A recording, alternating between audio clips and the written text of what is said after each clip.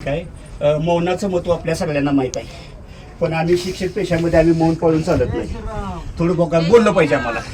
आणि मग आपण जे काम सांगितलेलं आहे त्या कामापुरतंच आपण बोललं पाहिजे. जर आपण प्रमाणापेक्षा जास्त बोललं तर त्याचं वाईट परिणाम होतात. आपल्याला ज्या कामासाठी पाठवले त्या कामापुरतंच बोलायचं. आपण फापट पसारा जर लावला तर त्याचा फायदा होत नाही. त्यासाठी एक तुम्हाला बोध कथा सांगतो.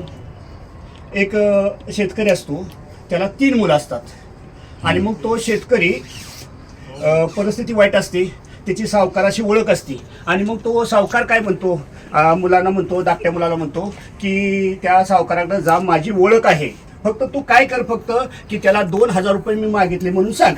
मग आता धाकट्या मुलाला फक्त काय काम सांगितलं तर फक्त सावकाराकडे जाऊन 2000 रुपये मागायचे, एवढंच काम होतं.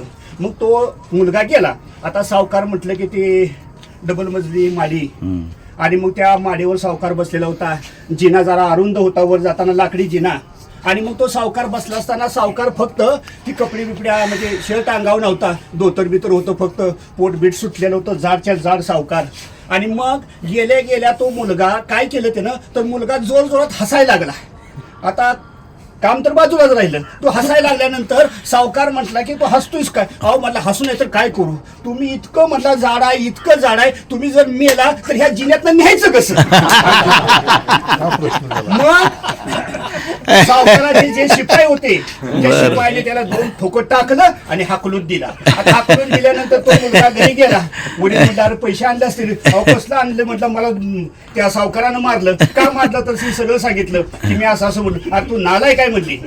मग आता कुणाला नंबर आला? दुसरा मुलगा. आता दुसरा मुलगा गेल्यानंतर तो सावकाराने गेला आणि म्हणला अहो ते आमचा धाकटा मुलगा आलता, भाऊ आलता, तुम्ही काय पैसे त्याला दिले नाहीत? तो ते म्हणणार कसं देईल? म्हणला आला इथं हसायला लागला आणि म्हणायला लागला की तुम्ही सावकार इतकं जाड आहे की ह्या जिन्यातलं न्यायचं कसं? आमच्या धाकट्या भावाला म्हटलं अक्कलच नाही. म्हटलं साधी गोष्ट आहे, म्हटलं हातपाय तोडायचा आणि घेऊन मस्त मस्त काय झालं, मार दिला. काय झालं माहितीये का, तो घरी आला, वडिलांना ती सगळी हिस्ट्री सांगितली. वडील म्हणला तू पण नालाय, आता एखादा थोरला तरी कळताय, आपल्याला तर बरंच काही कळत असेल. मग त्या थोरल्या मुलाला पाठवलं. मग थोरला मुलगा गेला.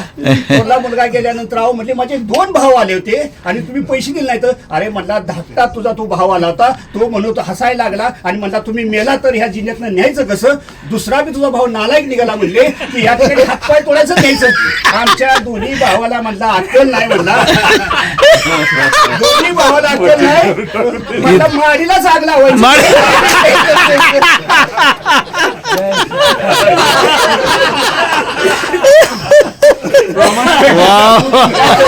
बेहतरीन बेहतरीन, जबरदस्त जबरदस्त.